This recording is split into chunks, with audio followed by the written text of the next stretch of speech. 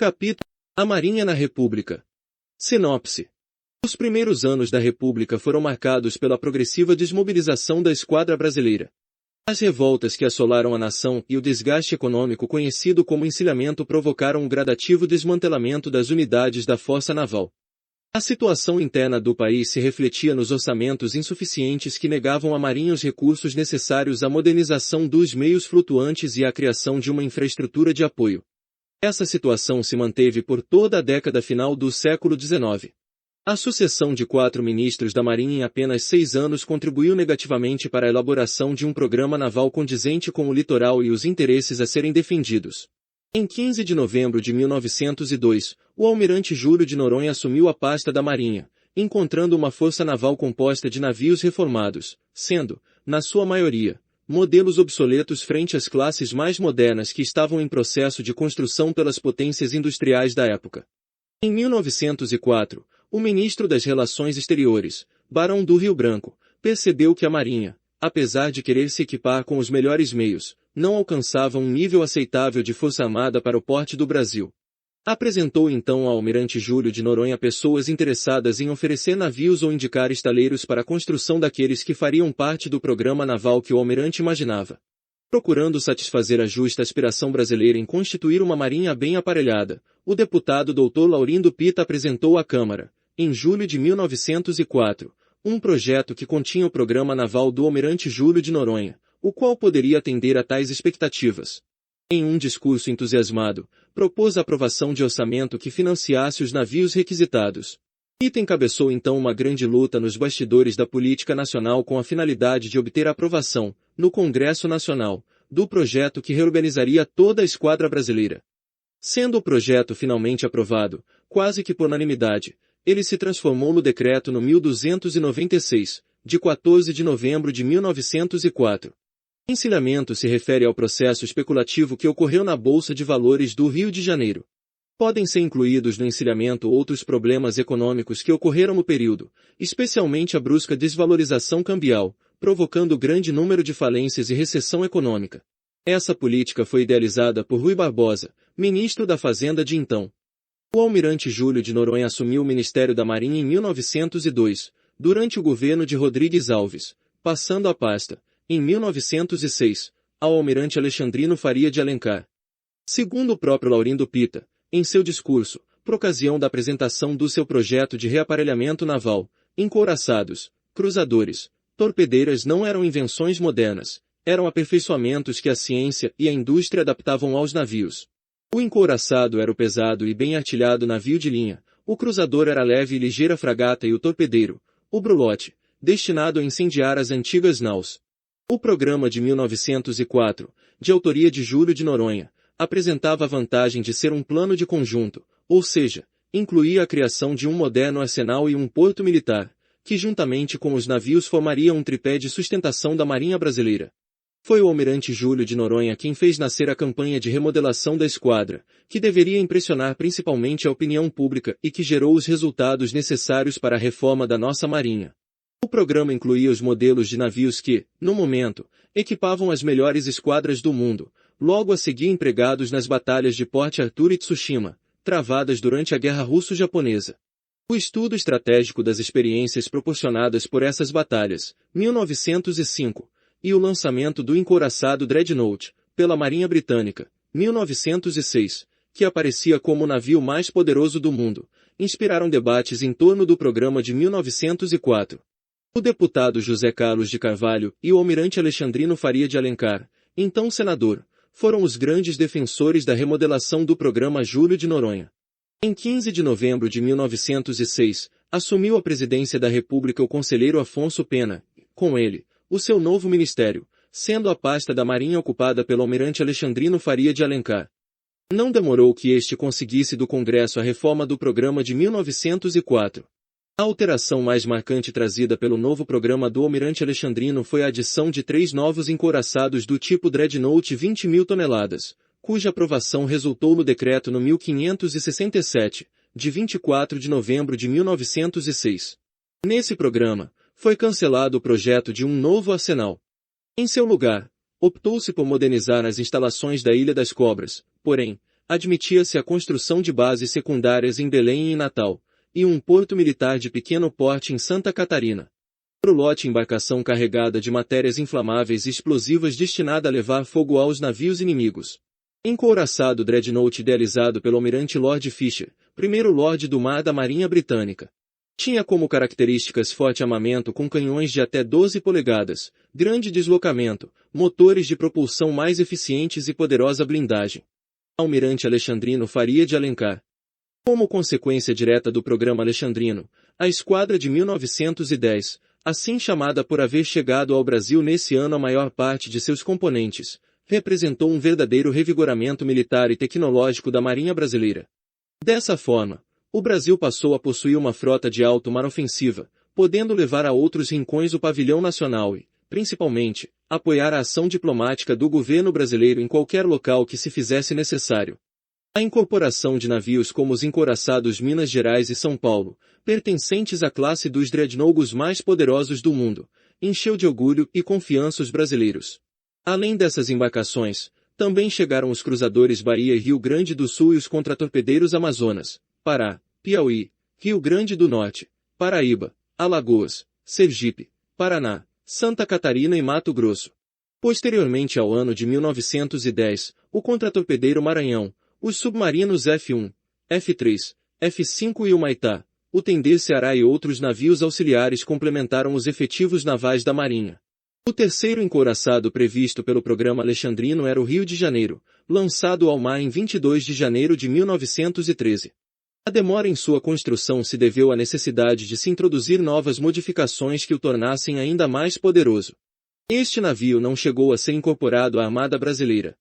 Foi adquirido pela Marinha Turca e depois pela Marinha Inglesa, tendo participado da Batalha da Jutlândia V. A esquadra brasileira passou a ser organizada, essencialmente, em divisões de encouraçados e cruzadores, e flotilhas de contratorpedeiros e de submarinos. Porém, com o início da Primeira Guerra Mundial, de 1914 a 1918, o ministro da Marinha Alexandrino de Alencar determinou que as principais unidades operativas de superfície fossem reorganizadas em 3 divisões a fim de patrulhar as águas costeiras dentro de cada área de responsabilidade, sendo criadas as divisões navais do Sul, São Francisco do Sul, Centro, Rio de Janeiro, e Norte, Belém. Dessa maneira, a Marinha iria enfrentar os seus 2 principais desafios no século XX. As 2 grandes guerras mundiais.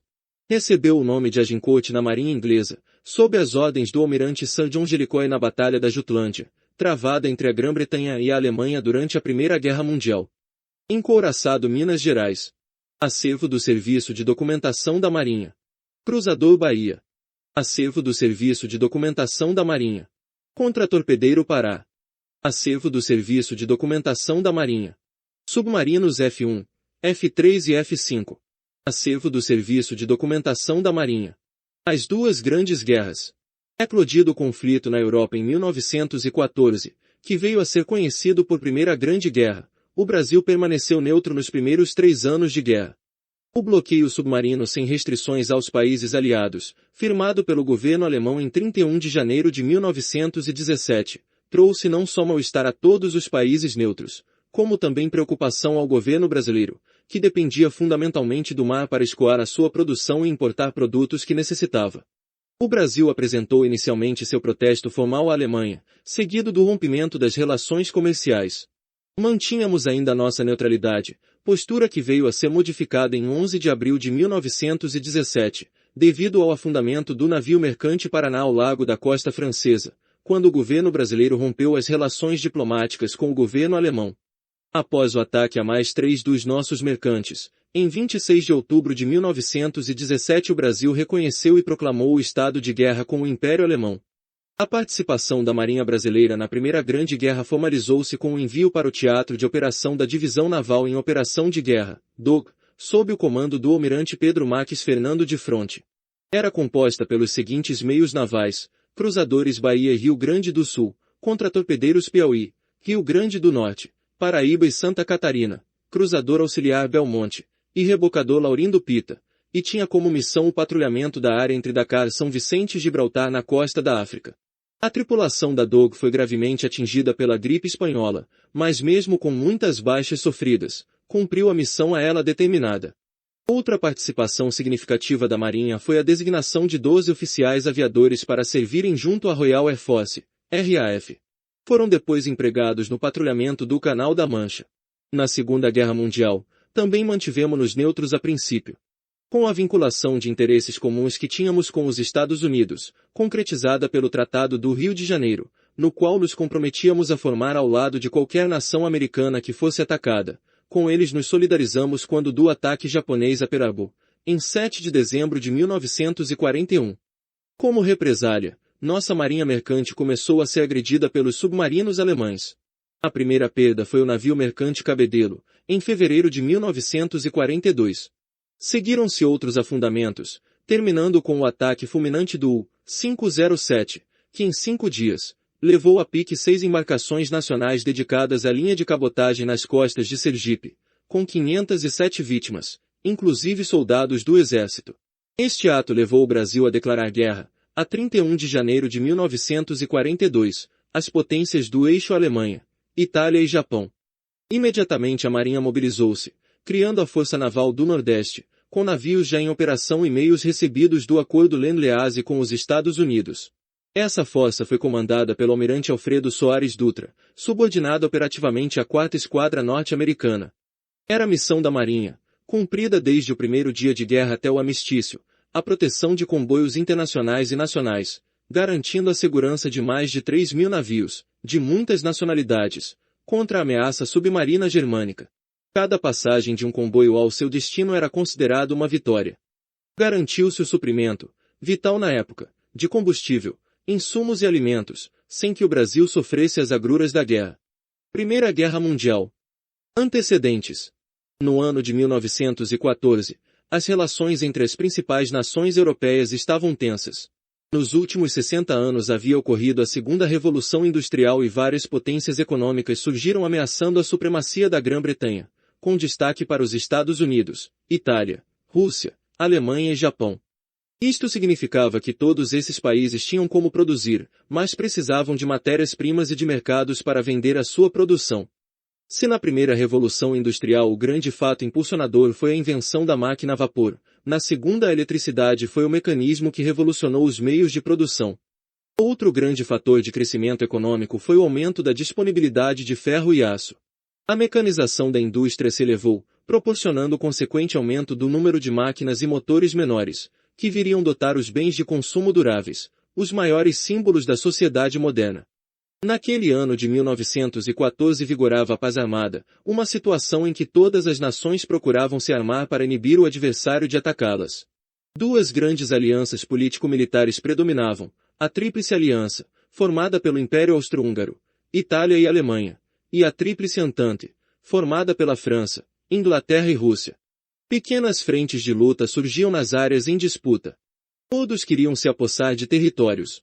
Um terrorista sérvio conseguiu assassinar o arquiduque Francisco Ferdinando, herdeiro do trono austríaco, em um atentado em Sarajevo, na Bósnia. Esta morte imediatamente provocou a guerra entre a Áustria e a Sérvia. A Rússia, feadora da Sérvia, iniciou um confronto com a Áustria, provocando a intervenção alemã e unindo a França e a Inglaterra. Aliados de um ou outro lado entraram na guerra. Iniciava-se a Primeira Guerra Mundial. De 1914 até o seu final, a guerra assumiu seu lado mais cruel. Milhões de vidas foram ceifadas na chamada Guerra de Trincheiras, quando as tropas limitavam-se a defender determinadas posições estratégicas. Em 1917, os Estados Unidos da América, Estados Unidos, entraram no conflito.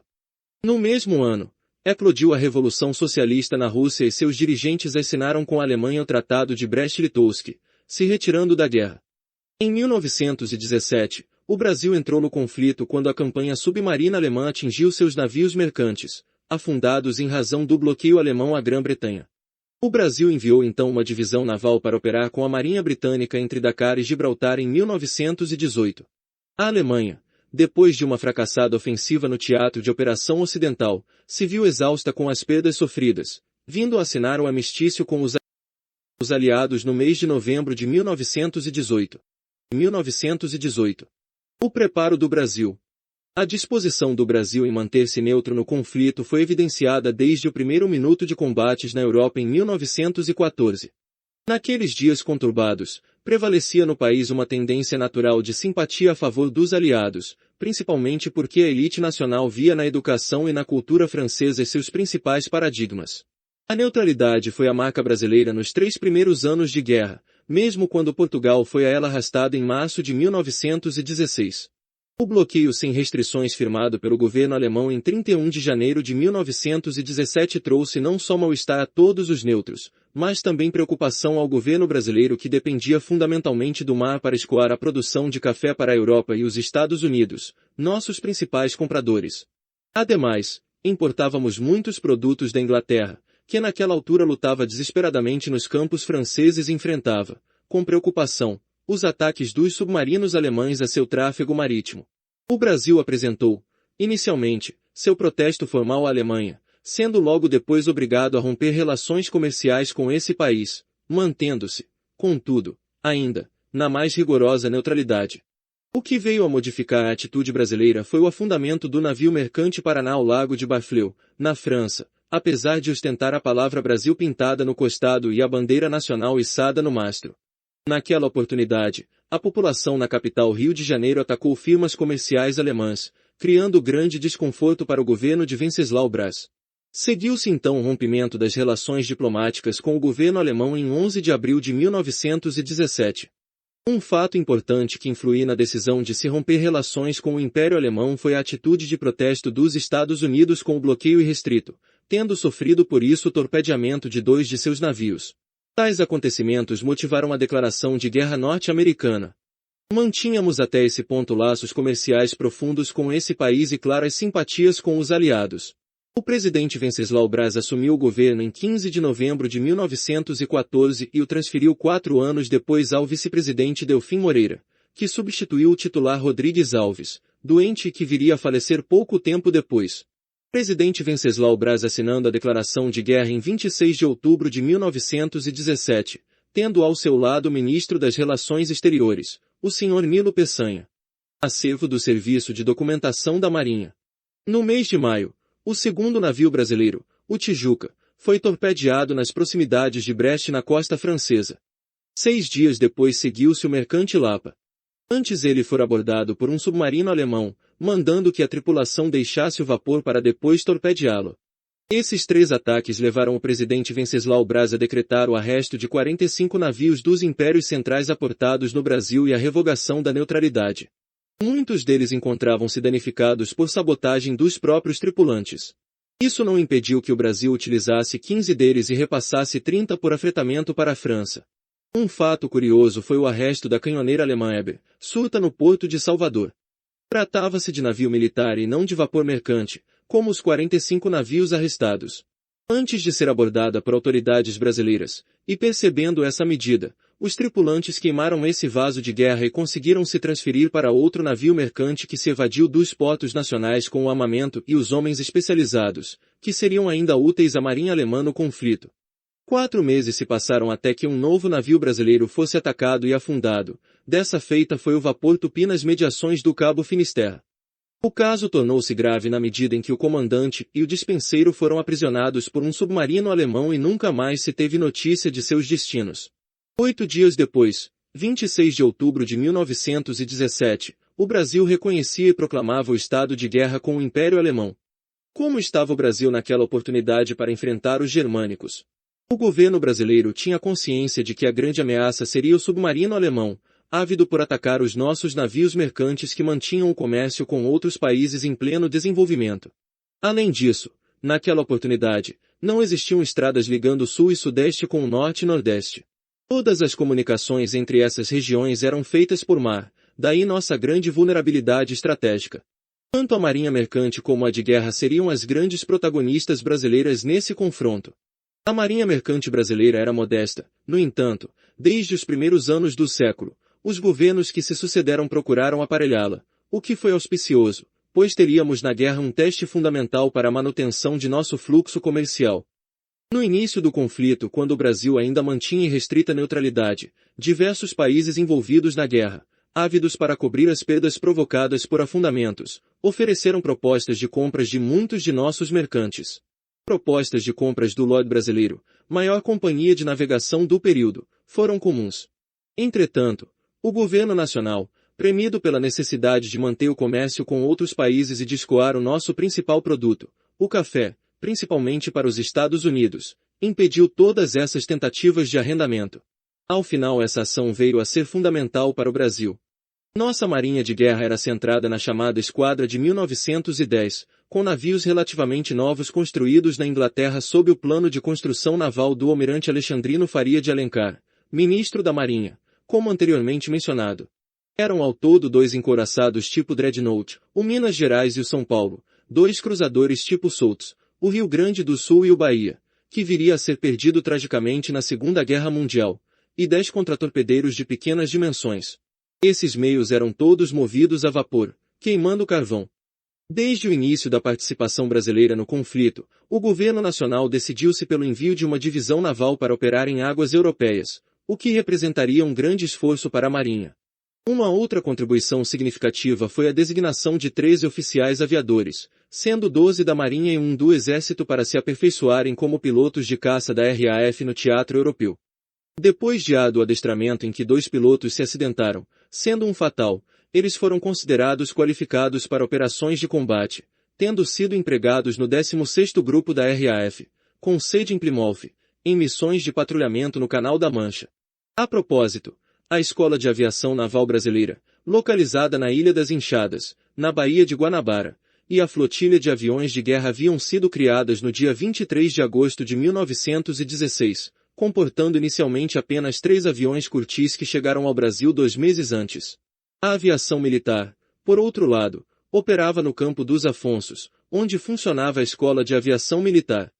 Cruzadores leves e velozes que tinham a tarefa de esclarecer em apoio à linha de batalha formada por encouraçados e cruzadores de batalha. O encouraçado Minas Gerais fundiado na cidade de Salvador, acervo do Serviço de Documentação da Marinha. Aviadores brasileiros na Inglaterra durante a Primeira Guerra Mundial. Acervo do Serviço de Documentação da Marinha. Hidroavião Curtiss pertencente à Escola de Aviação Naval Brasileira. Acervo do Serviço de Documentação da Marinha. Um fato inusitado e curioso que na época provocou grande sucesso promocional foi o primeiro voo do presidente da República Venceslau Braz em hidroavião da Armada, em 2 de abril de 1917, um dia antes do torpedeamento de primeiro navio brasileiro, o Paraná, nas costas francesas. O mais interessante foi que Venceslau havia comparecido à formatura dos novos pilotos na Ilha das Enxadas e não estava previsto o voo realizado com o primeiro mandatário da República. Ao ser provocado pelo ministro da Marinha, Venceslau Braz aceitou o convite para um voo sobre o Rio de Janeiro e Niterói. Imediatamente colocou o capacete e a túnica a ele oferecida e se posicionou no avião para início da aventura. Por cerca de 30 minutos, o presidente se deliciou com aquele sobrevoo, para o espanto dos repórteres que esperavam o seu regresso. No principal porto do país, o do Rio de Janeiro, centro econômico e político mais importante, instituiu-se uma linha de minas submarinas cobrindo 600 metros entre as fortalezas da Laje e Santa Cruz. 2 ilhas oceânicas preocupavam as autoridades navais devido à possibilidade de serem utilizadas como pontos de refúgio de navios inimigos. As de Trindade e Fernando de Noronha. A primeira foi ocupada militarmente em maio de 1916 com um grupo de cerca de 50 militares. Uma estação radiotelegráfica mantinha as comunicações com o continente e frequentemente Trindade era visitada por navios de guerra para o seu reabastecimento. Quanto a Fernando de Noronha, lá existia um presídio do estado de Pernambuco. A Marinha, então, passou a assumir a defesa dessa ilha, destacando um grupo de militares para guarnecê-la. Não houve nenhuma tentativa de ocupação por parte dos alemães. Com o estado de guerra declarado, os ataques aos mercantes brasileiros continuaram. Em 2 de novembro, nas proximidades da ilha de São Vicente, na costa africana, foram torpedeados mais 2 navios, o Guaíba e o Acari.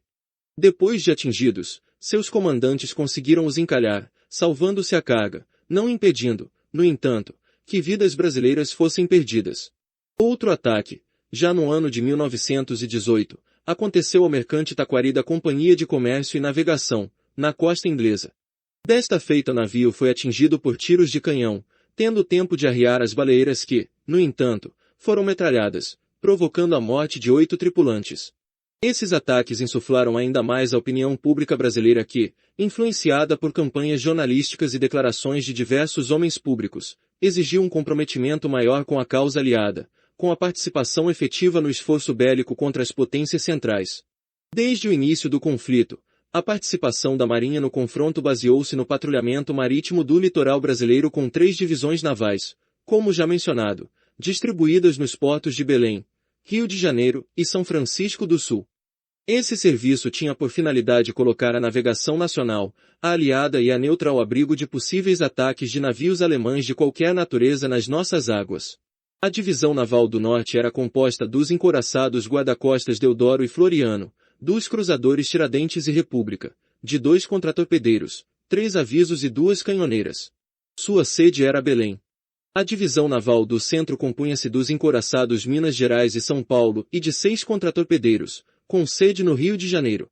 Por fim, a Divisão Naval do Sul era composta dos cruzadores Barroso, Bahia e Rio Grande do Sul, de 1 iate e 2 contratorpedeiros, com sede em São Francisco do Sul.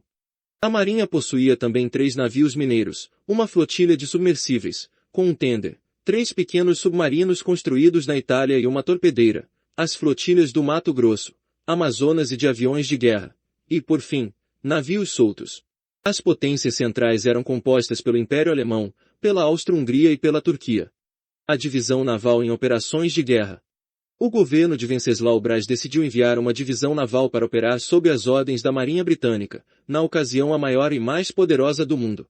Logicamente, os navios escolhidos deveriam ser da esquadra adquirida 8 anos antes na própria Inglaterra, pois eram os mais modernos que o Brasil possuía. No entanto, devido aos avanços tecnológicos provocados pela própria guerra, esses navios se tornaram obsoletos rapidamente. Em que pese tal fato, a escolha da alta administração naval recaiu nos 2 cruzadores, Rio Grande do Sul e Bahia, em 4 contratorpedeiros, Piauí, Rio Grande do Norte, Paraíba e Santa Catarina, um rebocador, Laurindo Pita, e um cruzador auxiliar, Belmonte, ao todo 8 navios. Contra quem iríamos lutar?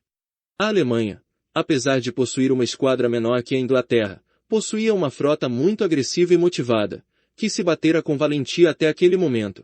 No início da guerra os alemães se lançaram à guerra de corso utilizando navios de superfície, no estilo de corsários independentes que atacavam os mercantes navegando solitários. Essa estratégia, com o decorrer da guerra, foi abandonada. Preferiu-se a guerra submarina, que mostrou-se muito mais eficiente. Esses submarinos não chegaram a atuar nas nossas costas como aconteceu na Segunda Guerra Mundial, no entanto atacaram nossos navios nas costas europeias e os afundaram sem trégua. Aqui se notar que a Marinha Brasileira era dependente de suprimentos vindos do exterior.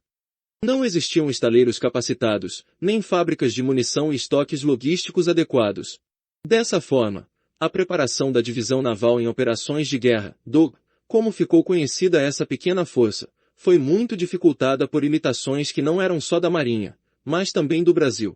Como critério de escolha, abriu-se o voluntariado para os seus componentes e foi escolhido um contra-almirante ainda muito jovem, com 51 anos de idade, habilidoso e com grande experiência marinheira, na ocasião comandante da divisão de cruzadores com base no Porto de Santos, o almirante Pedro Marques Fernando de Fronte, irmão do engenheiro Paulo de Fronte Indés.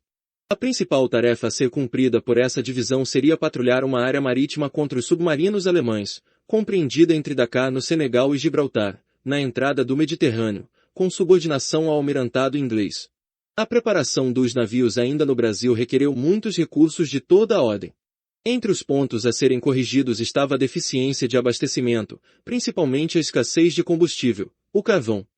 Dava-se preferência a um tipo de carvão proveniente da Inglaterra, o tipo Cardiff ou dos Estados Unidos da América. O carvão nacional, por possuir grande quantidade de enxofre, era contraindicado e esse ponto nevrálgico preocupou os chefes navais durante toda a comissão da DOG. Depois de 3 meses de adestramento contínuo com as tripulações, os navios suspenderam do Rio de Janeiro em grupos pequenos para se juntarem na ilha de Fernando de Noronha. Inicialmente, os contratorpedeiros deixaram a Guanabara no dia 7 de maio de 1918, seguidos no dia 11 pelos 2 cruzadores. Em 6 de julho, suspendeu do Rio de Janeiro o cruzador auxiliar Belmonte, e 2 dias depois, o rebocador Laurindo Pita. Esses navios ficaram responsáveis de transportar o carvão necessário para a DOG, daí sua grande importância logística. No dia 1º de agosto a Divisão Unida suspendeu de Fernando de Noronha com destino a Dakar, passando por Frital. O propósito dessa primeira derrota até Freetown era destruir os submarinos inimigos que se encontravam na rota da Dog.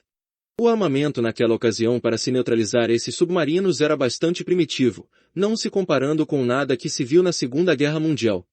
Existiam hidrofones primitivos e bombas de profundidade de 40 libras, que eram lançadas pela borda no local provável onde se encontrava o submarino. É interessante mencionar que o próprio submarino, naquela oportunidade, não possuía capacidade de permanecer mergulhado durante longo período de tempo, o que era uma grande limitação. Normalmente, os ataques contra mercantes eram realizados utilizando-se os canhões localizados em seus conveses. A maior possibilidade de se destruir esses submarinos acontecia quando o inimigo vinha à superfície para destruir o alvo ou por canhão ou mesmo com o uso de torpedos. Nessa travessia inicial, alguns rebates de prováveis submarinos foram dados, porém não tiveram confirmação. O cruzador auxiliar Belmonte foi um dos navios alemães apresados logo após a declaração de guerra pelo Brasil. Levava o nome de Valésia. Cruzador Rio Grande do Sul. Acervo do Serviço de Documentação da Marinha. Contra-torpedeiro Piauí. Acervo do Serviço de Documentação da Marinha. Divisão Naval em Operações de Guerra. Acervo do Serviço de Documentação da Marinha.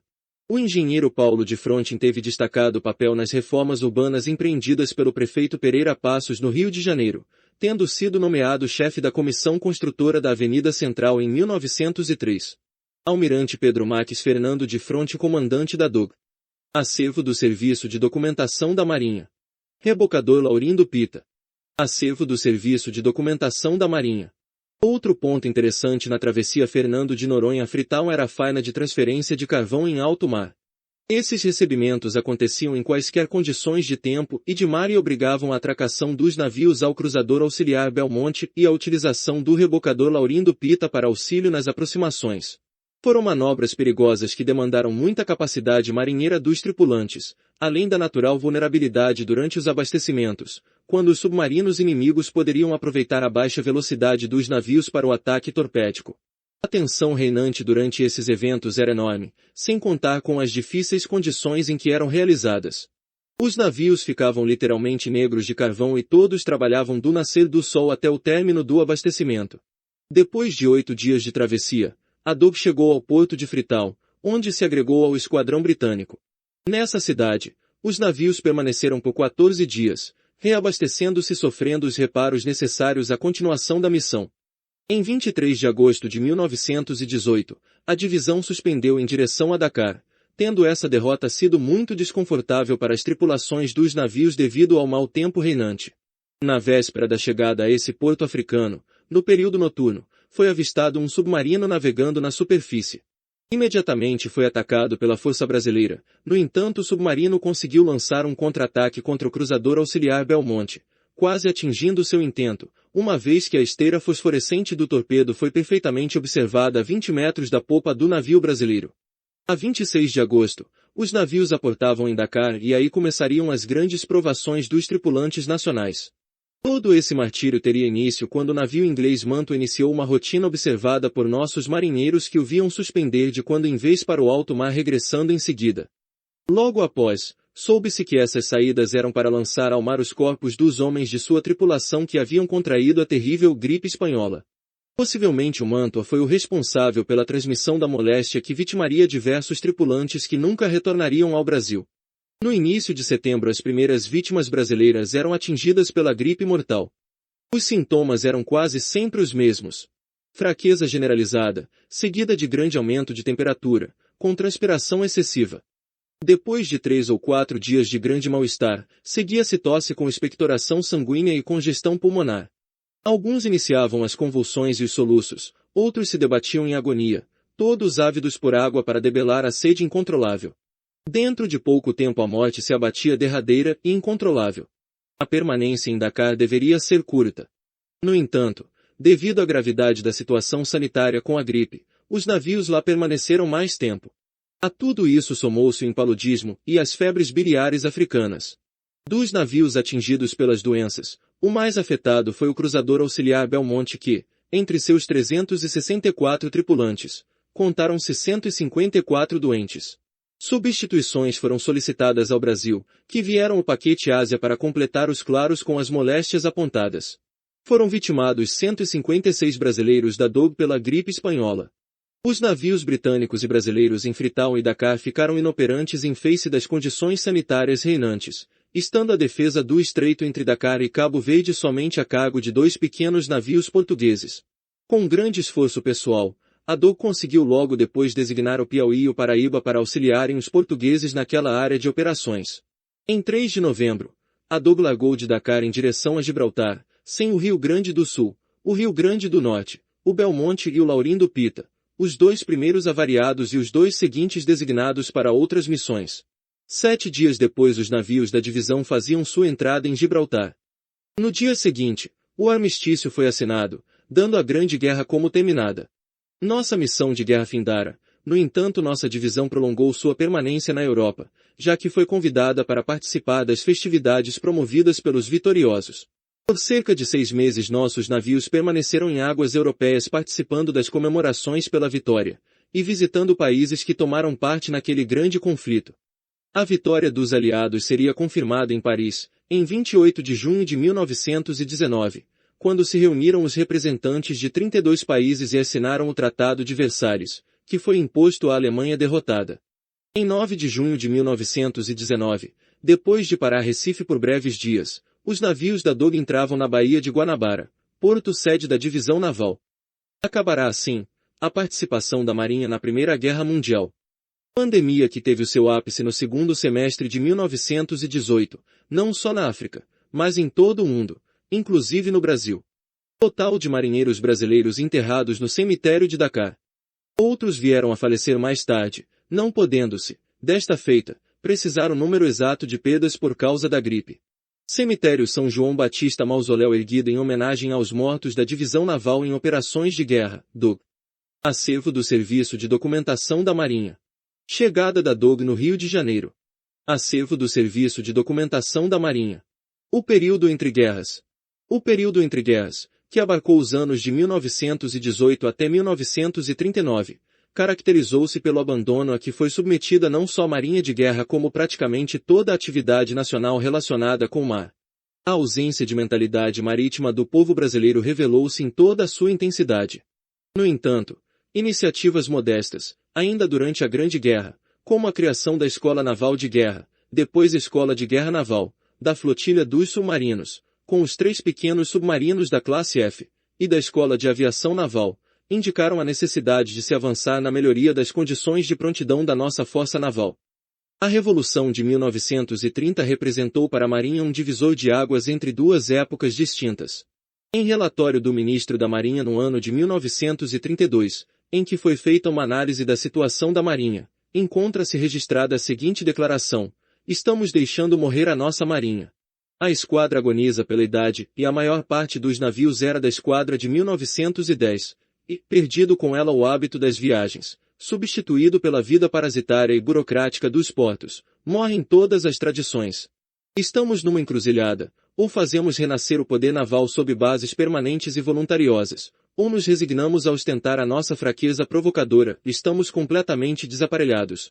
O programa naval estabelecido em 1932, e ajustado em 1936, elaborado sem obedecer nenhum planejamento estratégico ou político, criou uma força naval modesta, um pouco melhor equilibrada, dentro das possibilidades financeiras e técnicas do país, podendo ministrar adestramento satisfatório e de intervir em operações limitadas, mais no campo interno que externo. Devemos reconhecer, no entanto, que tal modesta iniciativa foi um marco de coragem, pois utilizou a incipiente indústria brasileira na tentativa de se reconstituir em termos nacionais um poder naval com alguma credibilidade. Em 1935, foi iniciada uma grande reforma no encouraçado Minas Gerais, que constou da substituição de suas caldeiras e do aumento do alcance de seus canhões de 305 mm. Relatório do Ministro da Marinha, Almirante Protógenes Pereira Guimarães encaminhado ao Presidente da República em junho de 1932. Incluíam-se nesse programa 3 submarinos adquiridos na Itália, Tupi, Timbira e Tamoio, 2 navios hidrográficos, Jaceguá e Rio Branco, 1 navio escola, Almirante Saldanha, 3 contratorpedeiros, Marcílio Dias, Marise Barros e Grinaldi, 2 monitores, Paraguaçu e Parnaíba, e 1 navio tanque fluvial, Potengi, entre outros. Os 6 navios da classe Carioca. Acervo do Serviço de Documentação da Marinha. As atividades de minagem e varredura tinham sido mantidas em segundo plano desde o fim da Grande Guerra, utilizando-se navios mineiros varredores improvisados. Em 1940, obedecendo ao novo programa naval então aprovado, decidiu-se pela construção no Brasil de uma série de navios mineiros varredores, todos pertencentes à classe carioca. Em 1940, a nossa Força de Alto Mar era assim constituída. Esquadra. Divisão de Encouraçados, Minas Gerais e São Paulo. Divisão de Cruzadores, Rio Grande do Sul e Bahia. Flotilha de Contratorpedeiros, Maranhão, Piauí, Rio Grande do Norte, Sergipe, Santa Catarina e Mato Grosso. Flotilha de Submarinos, Humaitá, Tupi, Timbira e Tamoio. Trem, Tênderes Belmonte Ceará, navios tanques Novais de Abreu e Marajó, rebocadores Aníbal de Mendonça, Muniz Freire, Henrique Perdigão e Dug. Flotilha de Navios Mineiros Varredores, 10 navios. Flotilha da Diretoria de Hidrografia e Navegação, 3 navios hidrográficos e 2 navios faroleiros. Navio Isolado, Navio Escola Almirante Saldanha. Navio Escola Almirante Saldanha. Acervo do Serviço de Documentação da Marinha. Flotilha Fluviais, dispondo o Brasil de imensas bacias potamográficas, as forças fluviais sempre representaram um papel importante em nossa concepção estratégica. Em 1940, elas eram assim constituídas. Flotilha do Amazonas, Canhoneira Amapá e Rebocador Mário Alves. Flotilha de Mato Grosso, Monitores Parnaíba, Paraguaçu e Pernambuco, Avisos Oiapoque e Voluntários, e Navio Tanque Potengi. Pode-se perceber, claramente, a vulnerabilidade de nosso poder naval para o enfrentamento da guerra anti-submarino. Não possuíamos sensores adequados, nem adestramento para a luta contra os submarinos. A doutrina AS era baseada ainda nas lições aprendidas na Primeira Guerra Mundial, muito diferente do que vinha ocorrendo nas águas do Atlântico Norte e Mediterrâneo desde 1939. A situação em 1940. Como vimos, no início da década de 1940 nosso poder naval possuía limitações operacionais importantes. No início da Segunda Guerra Mundial, em 1939, na Europa, o Brasil contava com praticamente os mesmos navios da Primeira Guerra Mundial. A verdade é que não se equipam e treinam forças navais sem verbas condizentes, que eram seguidamente preteridas pelo governo Getúlio Vargas. As grandes preocupações do nosso Estado-Maior da Armada eram a defesa de nossa enorme e desprotegida costa marítima e, fundamentalmente, a proteção das linhas de comunicação, vitais para a conservação de nossas artérias comerciais com o exterior e para a manutenção das linhas de cabotagem. Devemos observar que no ano de 1940 esse tipo de transporte era fundamental, pois não existia uma única comunicação terrestre entre Belém e São Luís, entre Fortaleza e Natal e entre Salvador e Vitória. Linhas de cabotagem, linhas de comunicação marítima ao longo da costa, geralmente ligando portos nacionais. Segunda Guerra Mundial. Antecedentes. Derrotada na Primeira Guerra Mundial, a Alemanha foi obrigada a restituir a Alsácia e a Lorena à França, ceder as minas de carvão, suas colônias, submarinos e navios mercantes. Além disso, deveria pagar aos vencedores uma indenização em dinheiro, ficando proibida de possuir força aérea e de fabricar alguns tipos de armas. Era proibido também possuir um exército superior a 100.000 homens. Estas medidas do Tratado de Versalhes atingiram duramente a economia alemã, afligindo seu povo, que passou a nutrir um sentimento de aversão às principais potências da época.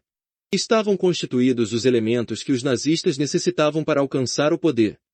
Muitas dessas restrições, sob o comando de Hitler, começaram a ser ignoradas.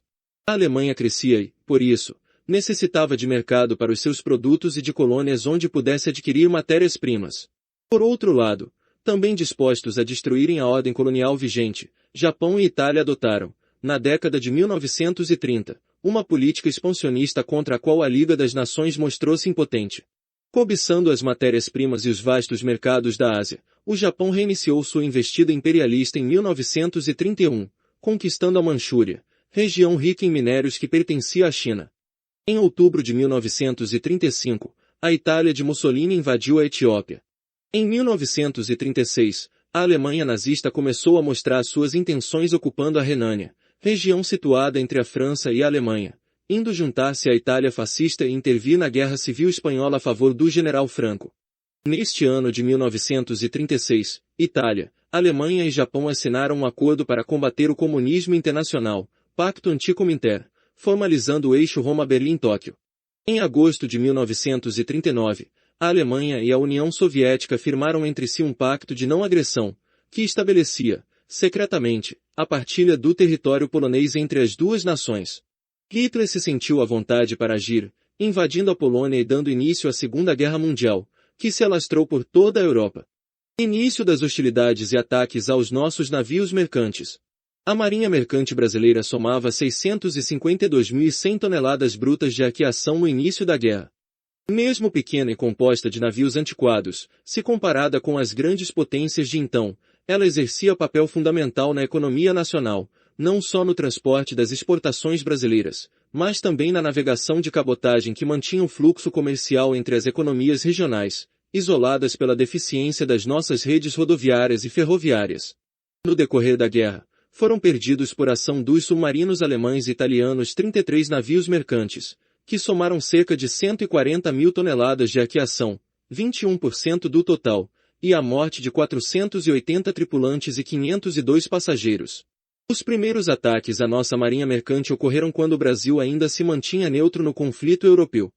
Em 22 de março de 1941, no mar Mediterrâneo, o navio mercante, NM, Taubaté foi metralhado pela Força Aérea Alemã, tendo sido avariado apesar da pintura em seu costado da bandeira brasileira.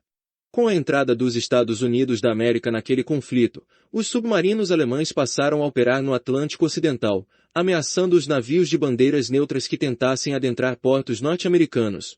A primeira perda brasileira foi o NM Cabedelo, que deixou o porto de Filadélfia, nos Estados Unidos, com carga de carvão, em 14 de fevereiro de 1942. Naquele momento ainda não existia o sistema de comboios nas Antilhas. O navio desapareceu rapidamente sem dar sinais, podendo ter sido torpedeado por um submarino alemão ou italiano. Ele foi considerado perdido por ação do inimigo, uma vez que o tempo reinante era bom e claro. Navio mercante Cabedelo. Seguiu-se o torpedeamento do NM Buarque, em 16 de fevereiro de 1942, pelo submarino alemão 432, comandado pelo capitão-tenente Isoto Schultze, a 60 milhas do Cabo Hatteras, quando levava para os Estados Unidos 11 passageiros, café, algodão, cacau e pêres. O navio, do tipo misto, era do Lord brasileiro, tendo-se salvado toda a tripulação de 73 homens. Em 18 de fevereiro de 1942 foi a vez do NM Olinda, torpedeado pelo mesmo 432, ao Lago da Virgínia, Estados Unidos. O submarino veio à superfície, mandando o mercante parar, dando ordem de abandonar o navio. Esperou que todos embarcassem nas baleiras e, a tiros de canhão, pôs a pique o Olinda. A tripulação, de 46 homens, foi salva pelo USS Dallas. Seguiram-se, em 1942, os torpedeamentos dos mercantes Arabutã, em 7 de março, Cairu, em 8 de março, Parnaíba, em 1º de maio, Gonçalves Dias, em 24 de maio, Alegrete, em 1º de junho, Pedrinhas e Tamandaré, em 26 de junho, todos ocorridos ou na costa norte-americana ou no Mar das Antilhas, área que os submarinos alemães atuaram no início do envolvimento dos Estados Unidos no conflito, quando ainda eram precárias as patrulhas anti-submarinas norte-americanas. Navio mercante Alegrete. No torpedeamento desse navio aconteceu um fato inusitado, segundo o relato do comandante. Às 19 horas e 30 minutos, um avião sobrevoou o navio para iluminá-lo. Hoje, sabe-se que os alemães tinham uma aeronave espiã, com base em território norte-americano, para orientar os submarinos para os ataques. A única exceção nesse período foi o NM Comandante Lira, torpedeado no litoral brasileiro, ao Lago do Ceará, pelo submarino italiano Barbarigo. Foi o único navio a ser salvo, graças ao pronto auxílio dado pelo rebocador da Marinha Brasileira Heitor Perdigão e por alguns navios norte-americanos. O NM Barbacena e NM Piave, torpedeados pelo submarino alemão 155 ao largo da ilha de Trinidad, em 28 de julho de 1942, foram as últimas perdas ocorridas por ação do inimigo enquanto o Brasil ainda se mantinha formalmente como país neutro. Em 28 de janeiro de 1942, o Brasil rompeu relações diplomáticas com os países que compunham o eixo. A colaboração militar entre o Brasil e os Estados Unidos, que desde meados de 1941 já era notória, intensificou-se com a assinatura de um acordo político-militar em 23 de maio de 1942. Neste período deslocava-se para o saliente nordestino brasileiro a Força-Tarefa 3 da Marinha Norte-Americana, tendo o governo Vargas colocado os portos de Recife, Salvador e, posteriormente, Natal à disposição das forças norte-americanas. As atitudes cada vez mais claras de alinhamento do Brasil com os países aliados levaram o alto comando alemão a planejar uma operação contra os principais portos brasileiros. Posteriormente, por ordem de Hitler, esta ofensiva submarina foi reduzida em tamanho, mas não em intensidade, com o envio de um submarino ao litoral com ordens para atacar nossa navegação de longo curso e de cabotagem. No cair da tarde de 15 de agosto de 1942, o submarino alemão 507, comandando pelo capitão de corveta Arro Sachet, torpedeou o paquete Baipendi, que navegava ao largo da costa de Alagoas com destino ao Recife.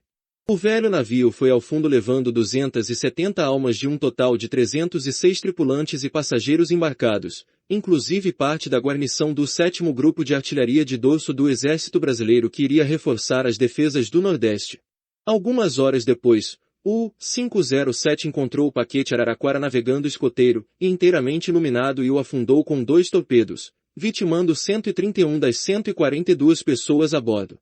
Na madrugada do dia 16, foi a vez do paquete Aníbal Benévolo, também utilizado nas linhas de cabotagem. Rebocador Heitor Perdigão. Capitão de corveta Arro Sachet. Submarino 507. Em 17 de agosto, na altura do farol do Morro de São Paulo, ao sul de Salvador, o 507 torpedeou o paquete Itagiba, que tinha, entre os seus 121 passageiros, o restante do 7º Grupo de Artilharia de Dorso. Nesse mesmo dia, o NM Arará foi torpedeado quando recolhia náufragos dos primeiros alvos do submarino germânico. A última vítima do comandante Sachet foi a barcaça Jacira, pequena embarcação que foi posta a pique em 19 de agosto. A ação de 5 dias do submarino alemão 507 levou a pique 6 embarcações dedicadas às linhas de cabotagem, vitimando 607 pessoas, chocando a opinião pública brasileira e levando o governo a declarar o estado de beligerância com a Alemanha em 22 daquele mês e, finalmente, o estado de guerra contra esse país, a Itália e o Japão em 31 de agosto de 1942. Com comboios organizados ainda de maneira incipiente, foram afundados os navios mercantes Osório e Lages, em 27 de setembro de 1942, seguindo-se o afundamento do pequeno NM Antonico, que navegava escoteiro ao largo da costa da Guiana Francesa. Este ataque alemão ficou tragicamente gravado na mente dos protagonistas, pois o 516 com sua artilharia metralhou os náufragos nas baleeiras, após o pequeno navio ter sido posto a pique, matando e ferindo muitos deles. Ainda em 1942, foram perdidos os NM Porto Alegre e Apaloide. A organização dos comboios nos portos nacionais, que reuniam navios mercantes da navegação de longo curso e de cabotagem, escoltados por navios de guerra brasileiros e norte-americanos e a intensa patrulha antissubmarino empreendida pelas forças aeronavais aliadas levaram a uma drástica diminuição nas perdas dos navios de bandeira brasileira, com 8 torpedeamentos, comparados aos 24 ocorridos ao longo do ano anterior. Comboio na costa brasileira. Acervo do Serviço de Documentação da Marinha. Mortes na Marinha Mercante, de 1941 a 1943. 1. Taubaté, 22 de março de 1941 mortos, 1. 2. Cabedelo, 54 mortos. 3. Buarque, 16 de fevereiro de 1942, mortos, 1. 4. Olinda, 18 de fevereiro de 1942, mortos, 0. 5. Arabutã, 7 de março de 1942, mortos, 1. 6. Cairu, 8 de março de 1942, mortos, 53. 7. Parnaíba, 1º de maio de 1942, mortos, 7. 8. Comandante Lira, 18 de maio de 1942, mortos, 2. 9. Gonçalves Dias, 24 de maio de 1942, mortos, 6. 10. Alegrete, 1º de junho de 1942, mortos, 0.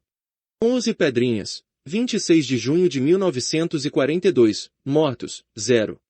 12. Tamandaré, 26 de julho de 1942, mortos, 4.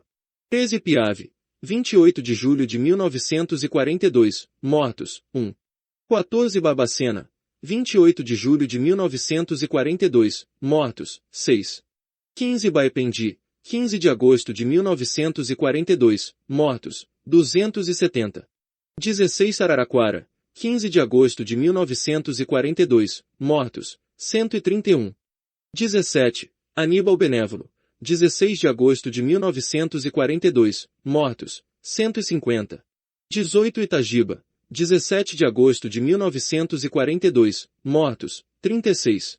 19. Arará, 17 de agosto de 1942, mortos, 20. 20 Jacira, 19 de agosto de 1942, mortos, 0. 21. Osório, 27 de setembro de 1942, mortos, 5.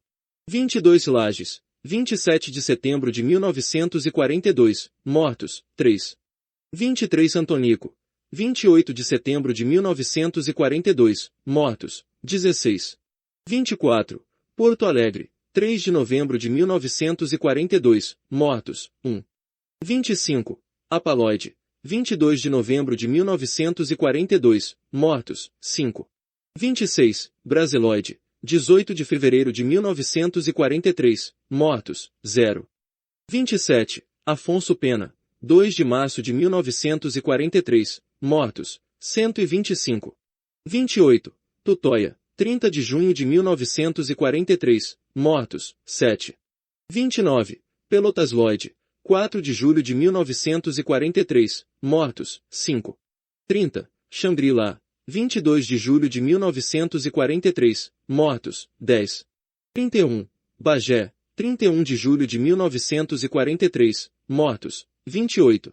32. Itapajé, 26 de setembro de 1943, mortos, 22.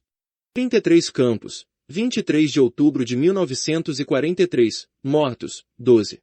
Total de mortos, 982 pessoas. A maioria dos navios mercantes brasileiros vitimados por submarinos alemães em 1943 navegava fora dos comboios. O NM Brasiloide navegava escoteiro quando foi torpedeado em 18 de fevereiro de 1943, já o NM Afonso Pena, indevidamente, abandonou o comboio do qual fazia parte e foi afundado em 2 de março. O NM Tutóia foi atingido em 20 de junho, também viajando isolado. O NM Pelotas Lloyd, fretado ao governo norte-americano para transporte de material bélico, foi afundado na entrada do canal para o porto de Belém quando esperava o embarque do Prático, estando escoltado por 3 caça-submarinos da Marinha Brasileira. O NM Bagé compunha um comboio quando, na tarde de 31 de julho, foi obrigado a seguir viagem isolado, pois suas máquinas produziam fumaça em demasia, fazendo com que o comboio pudesse ser localizado por submarinos do eixo a grandes distâncias, colocando em risco os outros navios comboiados. Naquela mesma noite foi torpedeado. Os 2 últimos torpedeamentos de navios mercantes brasileiros foram o Itapajé, em 26 de setembro, e o Campos, em 21 de outubro de 1943, todos os 2 navegando escoteiros. Navio mercante Bagé. Acervo do Serviço de Documentação da Marinha. A Lei de Empréstimo e Arrendamento e Modernizações de Nossos Meios e Defesa Ativa da Costa Brasileira. A Lei de Empréstimo e Arrendamento Lend-Lease com os Estados Unidos permitia, sem operações financeiras imediatas, o fornecimento dos materiais necessários ao esforço de guerra dos países aliados. Ela foi assinada a 11 de março de 1941. Em acordo firmado a 1º de outubro de 1941, o Brasil obteve, nos termos dessa lei, um crédito de $200 milhões, o qual, por ordem do Presidente da República, coube ao Exército 100 milhões e à Marinha e à Força Aérea 50 milhões cada. Da cota destinada à Marinha, um total de $2 milhões foi dispendido com o armamento dos navios mercantes. Ao rompermos relações diplomáticas como eixo, a Marinha do Brasil desconhecia as novas táticas antissubmarino e estava, consequentemente, desprovida do material flutuante e dos equipamentos necessários para executá-las, como bem mostramos anteriormente. Os progressos verificados nos entendimentos entre o Brasil e os Estados Unidos, depois dos torpedeamentos dos primeiros navios na costa leste norte-americana e nas Antilhas, permitiram incluir na agenda de discussões o fornecimento ao Brasil de pequenas unidades de proteção ao tráfego e de ataque a submarinos. Os primeiros navios recebidos pelo Brasil, depois da declaração de guerra, foram os caça-submarinos da classe G, Guaporé e Gurupi, entregues em Natal, a 24 de setembro de 1942. Em seguida, foram incorporados à Marinha do Brasil, em Miami, 8 caça-submarinos da classe J, Javari, Jutaí, Juruá, Juruema, Jaguarão, Jaguaribe, Jacuí e Jundiaí. No ano de 1943, foram entregues mais 6 unidades da classe G, Guaíba, Gurupá, Guajará, Goiânia, Grajaú e Graúna. Nos anos de 1944 e 1945, mais 8 unidades foram entregues, dessa vez os excelentes contratorpedeiros de escolta que já operavam em nossas águas, Bertioga, Beberibe, Bracuí, Bauru, Baependi, Benevente, Babitonga e Bocaina. Caça-submarinos Juruema. Acervo do Serviço de Documentação da Marinha. Contratorpedeiro Bauru. Acervo do Serviço de Documentação da Marinha. Caça-submarinos Gurupi. Acervo do Serviço de Documentação da Marinha. Após o término da guerra na Europa, a Marinha recebeu dos Estados Unidos, a 16 de julho de 1945, em Tampa, na Flórida, o navio transporte de tropas Duque de Caxias. Mais tarde, a cessão desses navios ao Brasil foi tornada permanente, com o compromisso de não os entregarmos a outros países, sendo então fixado seu aluguel em 5 milhões de dólares, descontando-se o que nos era devido pelo arrendamento de navios brasileiros aos Estados Unidos, pela cessão do mercante misto alemão Vindunca aos norte-americanos e pelos navios perdidos durante a guerra. Nada se conhece sobre indenizações norte-americanas, em troca das facilidades concedidas à sua marinha em nossos portos, nem pelo uso do território nacional para a instalação de suas bases aéreas e navais. Simplesmente, ficamos de posse das benfeitorias realizadas e dos materiais existentes em seus armazéns.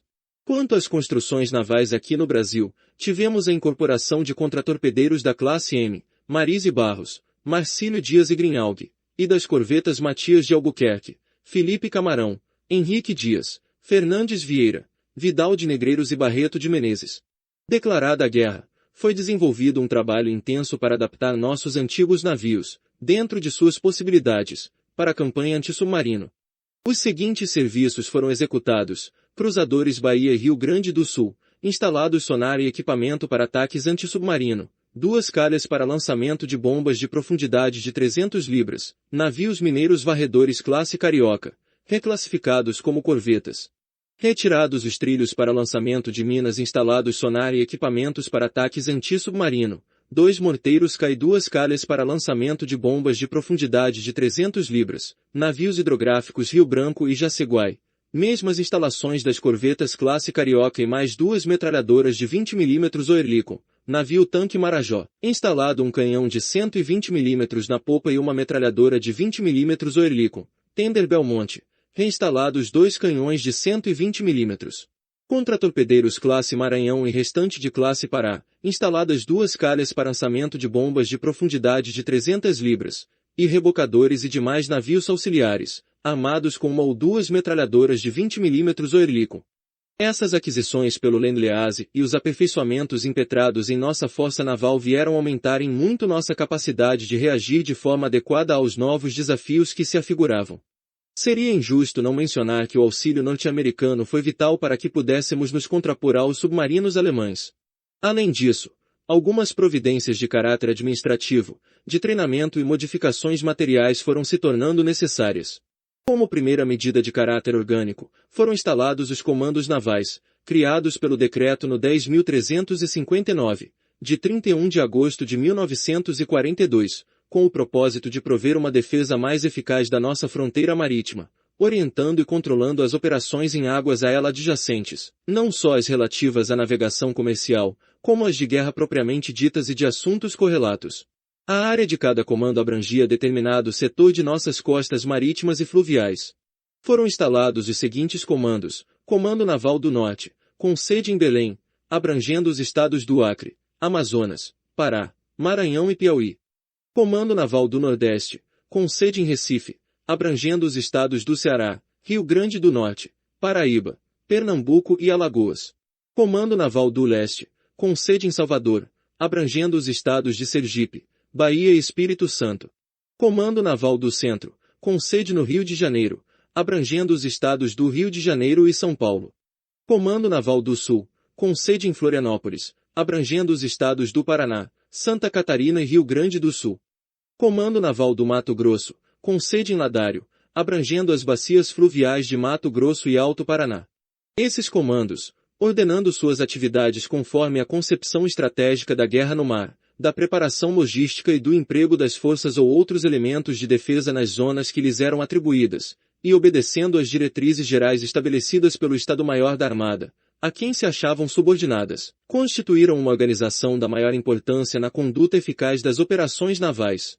Sua existência facilitou o desenvolvimento dos recursos disponíveis nas respectivas áreas de influência, mobilizando elementos para o apoio logístico e para a defesa local.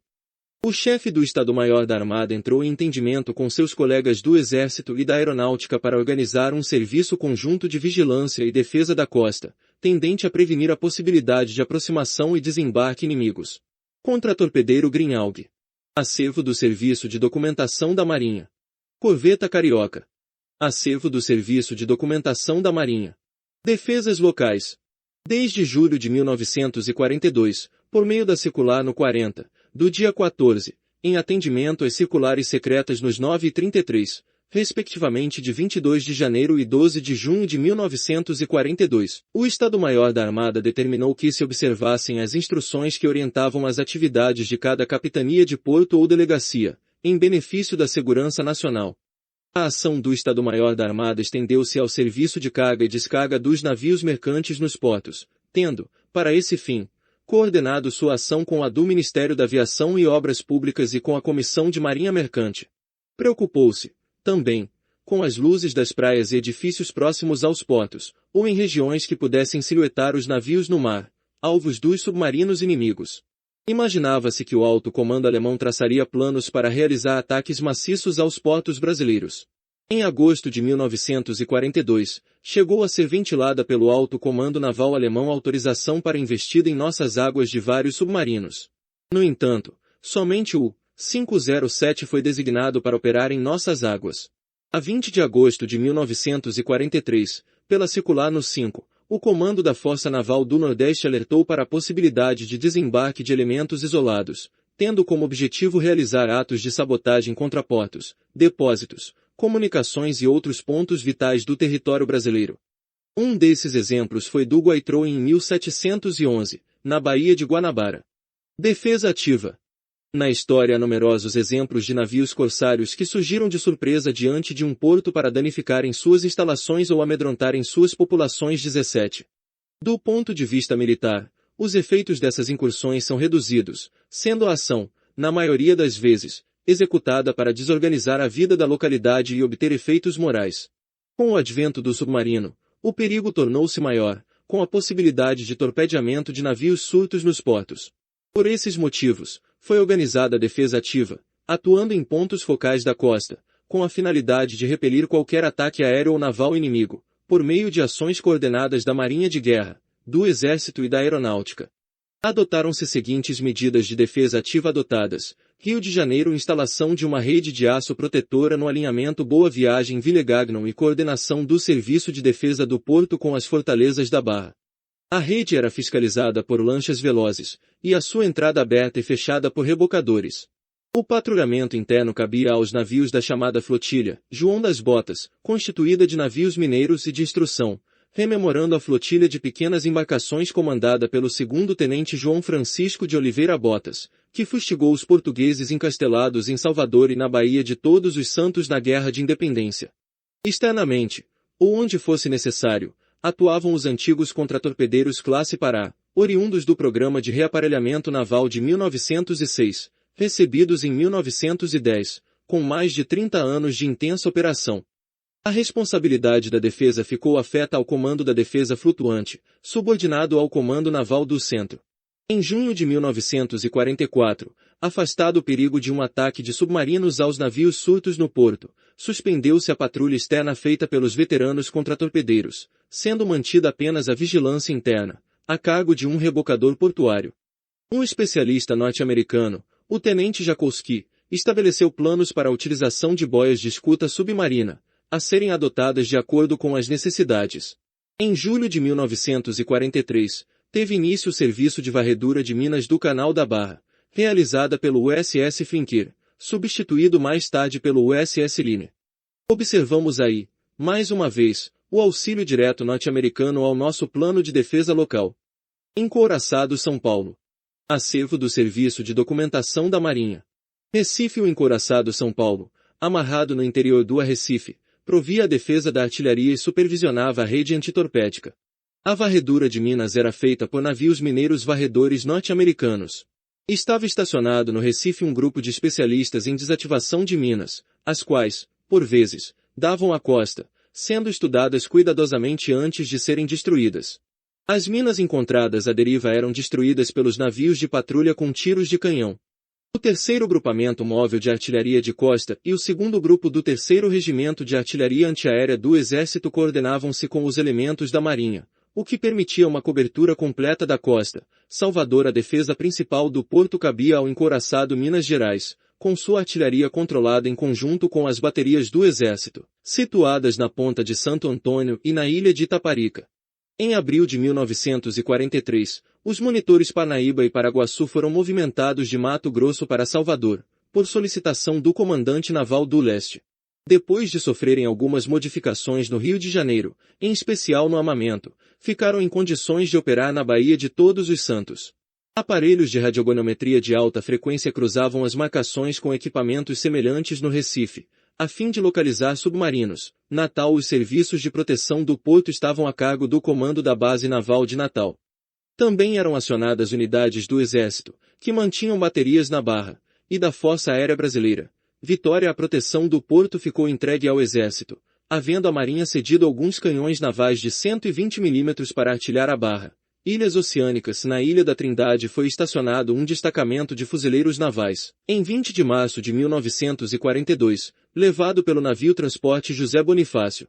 A defesa do arquipélago de Fernando de Noronha, situado em ponto focal no Atlântico, ficou entregue ao Exército, que o artilhou fortemente, levando contingentes em comboios escoltados por navios da Marinha. A ocupação se deu logo depois que o Brasil rompeu relações diplomáticas com o Eixo, sendo o primeiro grupo de militares transportados, junto com material de guerra, em um comboio, em 15 de abril de 1942, Santos. Os rebocadores São Paulo, eram 2 com o mesmo nome, sendo um chamado de iate, foram artilhados. Outras embarcações menores requisitadas faziam serviço de vigilância. Rio Grande foi artilhado o rebocador Antônio Azambuja. Como reforço às defesas locais, foram criadas companhias regionais do Corpo de Fuzileiros Navais em Belém, Natal, Recife e Salvador. Ao se lembrar da participação da Marinha na Segunda Guerra Mundial, a primeira imagem que surge é a conhecida Força Naval do Nordeste. Como era afinal a sua composição e tarefas? Monitor Parnaíba. Acervo do Serviço de Documentação da Marinha. Navio Transporte José Bonifácio. Acervo do Serviço de Documentação da Marinha. A Força Naval do Nordeste. A missão da Marinha do Brasil na Segunda Guerra Mundial foi patrulhar o Atlântico Sul e proteger os comboios de navios mercantes que trafegavam entre o Mar do Caribe e o nosso litoral sul contra a ação dos submarinos e navios corsários germânicos e italianos. A capacidade de combate da Marinha do Brasil no alvorecer do conflito era modesta se comparada com as grandes esquadras em luta no Atlântico Norte e no Pacífico. O nosso pessoal e nossos meios não estavam preparados para se engajar com o inimigo oculto sob o mar, que assolava o transporte marítimo em nosso litoral. Ingressaríamos em uma guerra antissubmarino sem equipamentos para detecção e armamento apropriados, porém este obstáculo não impediu que navios e tripulações estivessem patrulhando nossas águas, mesmo antes do envolvimento oficial do governo brasileiro no conflito, apesar de todos os perigos. A criação da Força Naval do Nordeste, pelo aviso número 1661, de 5 de outubro de 1942, foi parte de um rápido e intenso processo de reorganização das nossas forças navais para adequar-se à situação de conflito. Sob o comando do capitão de mar Guerra Alfredo Carlos Soares Dutra, a recém-criada força foi inicialmente composta pelos seguintes navios: cruzadores Bahia e Rio Grande do Sul, navios mineiros Carioca, Caravelas, Camaquã e Cabedelo, posteriormente reclassificados como corvetas, e os caça-submarinos Guaporé e Gurupi.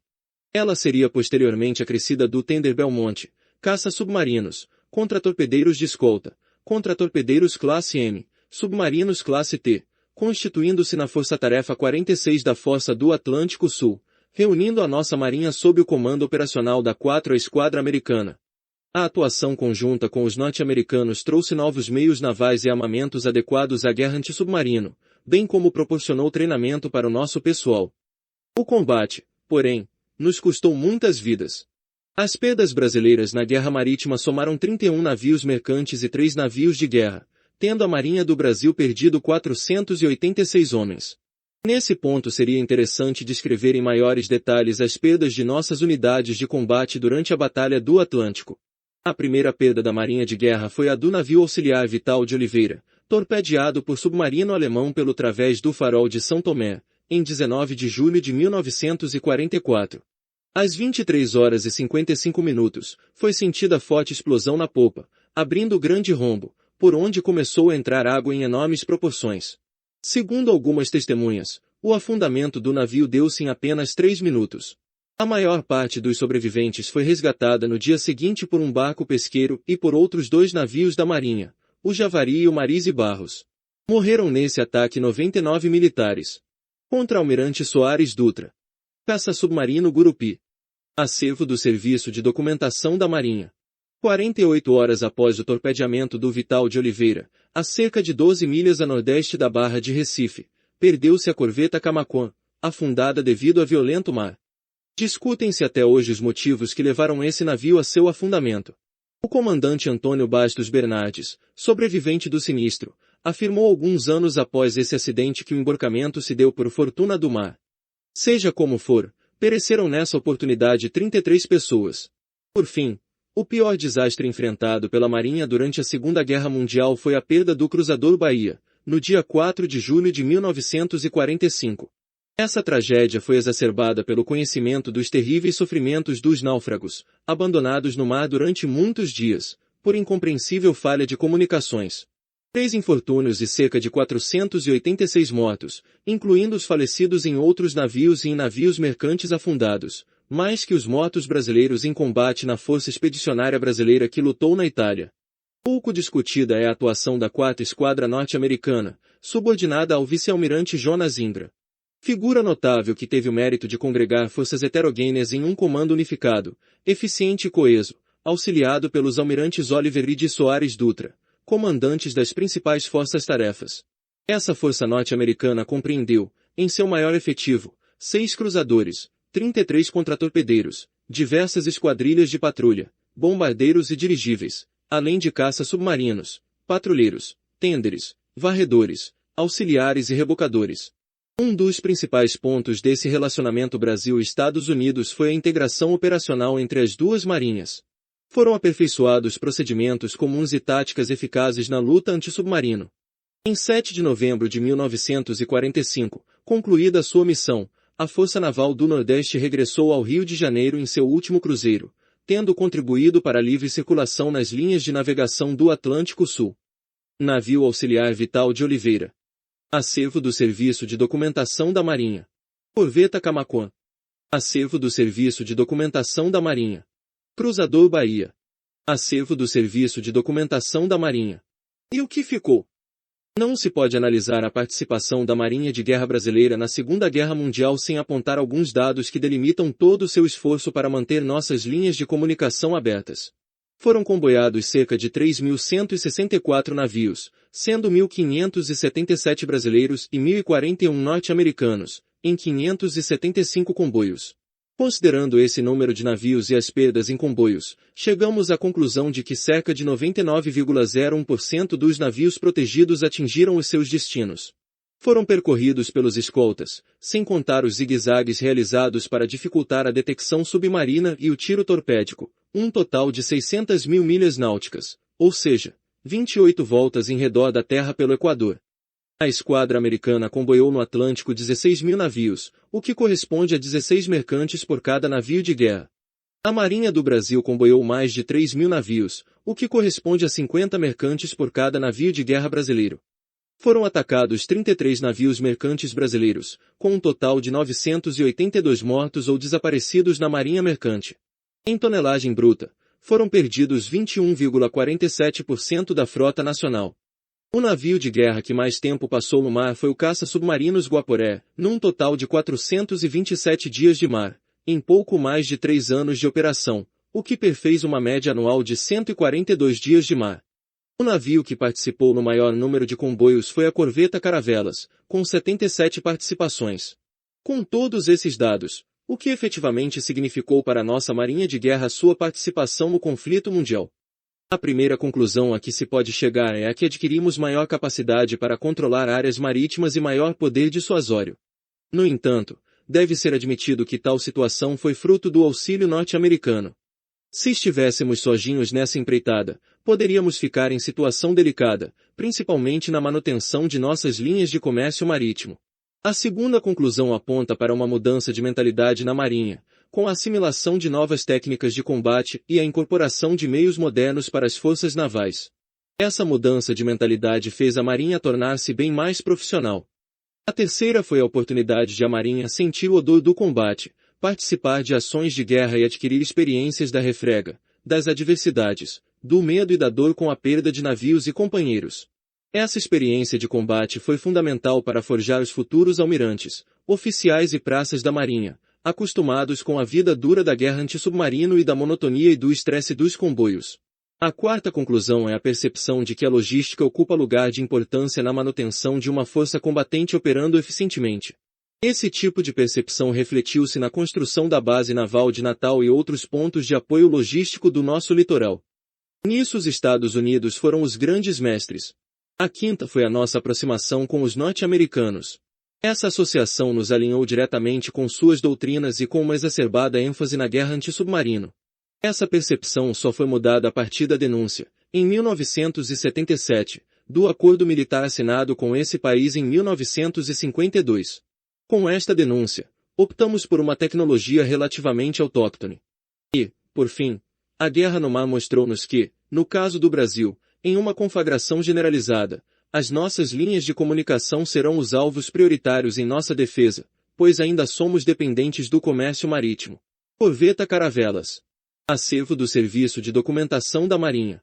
Desfile das tripulações da Força Naval do Nordeste e da Força Naval do Sul em 7 de setembro de 1945 na Avenida Rio Branco, Rio de Janeiro. Acervo do Serviço de Documentação da Marinha. Cronologia. Julho de 1904. Apresentação na Câmara dos Deputados do Programa de Reaparelhamento Naval do Almirante Júlio de Noronha pelo deputado Laurindo Pita. Novembro de 1906. Aprovação do Programa de Reaparelhamento Naval do Almirante Júlio de Noronha modificado pelo Almirante Alexandrino de Alencar. Agosto de 1914. Começa a Primeira Guerra Mundial. 17 de janeiro de 1917. A Alemanha estabelece bloqueio sem restrições ao comércio marítimo com os aliados. 11 de abril de 1917. Rompimento das relações diplomáticas entre o Brasil e a Alemanha. 26 de outubro de 1917. Declaração de guerra entre o Brasil e a Alemanha. 1º de agosto de 1918, Doug suspende de Fernando de Noronha com destino à África. 9 de novembro de 1918, termina a Primeira Guerra Mundial. 9 de junho de 1919, Doug regressa ao Rio de Janeiro. 1º de setembro de 1939, começa a Segunda Guerra Mundial.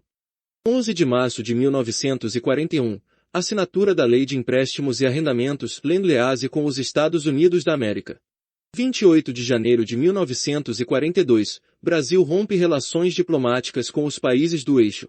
31 de agosto de 1942, declaração de guerra entre o Brasil e a Alemanha, criação dos comandos navais na costa brasileira e Mato Grosso. 5 de outubro de 1942, criação da Força Naval do Nordeste. 19 de julho de 1944, torpedeamento do navio auxiliar Vital de Oliveira no través do Farol de São Tomé. 21 de julho de 1944, afundamento da corveta Camacon próximo a Recife. 8 de maio de 1945, termina a Segunda Guerra Mundial. 4 de julho de 1945, afundamento do cruzador Bahia entre o Nordeste e a África. 7 de novembro de 1945, a Força Naval do Nordeste regressa ao Rio de Janeiro.